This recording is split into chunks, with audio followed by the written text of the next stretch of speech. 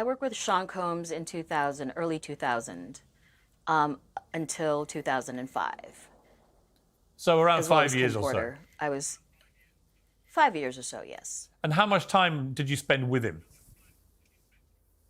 I spent a lot of obviously I did his male grooming.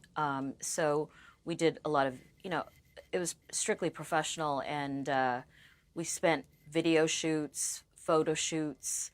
I traveled the world with Kim and Sean because, he invented the he invented the entourage.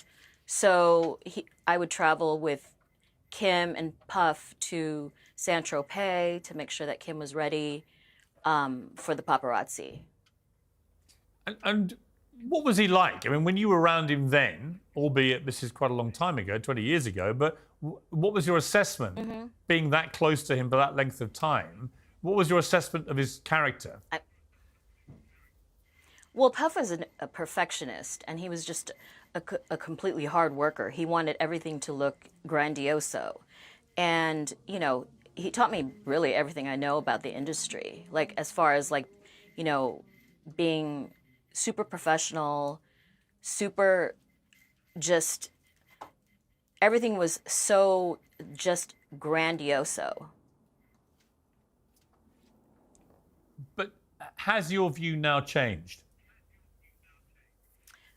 I mean, absolutely. I mean, this is 24 years later, and it's shocking to hear all these allegations. It's completely shocking. Shocking to hear them? Is it surprising, given everything that you may have gleaned about him in that period? It is surprising. Yes, it is. I mean, it's been, hearing all of this. I mean, I owe a lot to Puff with my career because, I've worked with the biggest photographers in the world, the biggest directors in the world, and, we've met. We would go to Paris Fashion Weeks. I mean, we were running around with like the biggest names in the business. So, to hear all of this happening right now is it's shocking. You see, the reason I'm curious why you find it that shocking is that in 2010, you were very close to Cassie as well. And we've seen this horrific video, which emerged last year on CNN from several years prior, where he literally... Well, I'm just going to ask you, I'm going to just let the viewers know where I'm going here.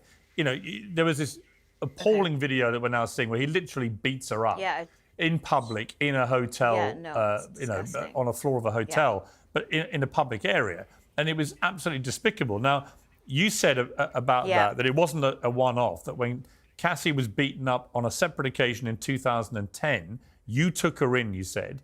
We didn't even want to go to hospital, so I had a doctor friend of mine come and take a look at her. She was badly bruised, had knots on her head and a black eye. We were scared. I still have PTSD talking about it. That's nearly 15 years ago. So my only question to you is, given what you witnessed then, given what you knew had happened, and given what we all then saw with the second incident on that horrific video, actually, why are you that surprised about these allegations that have come to light?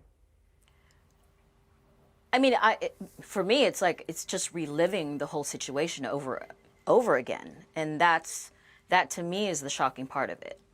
I block that. That's PTSD. That's trauma that I experienced from back then.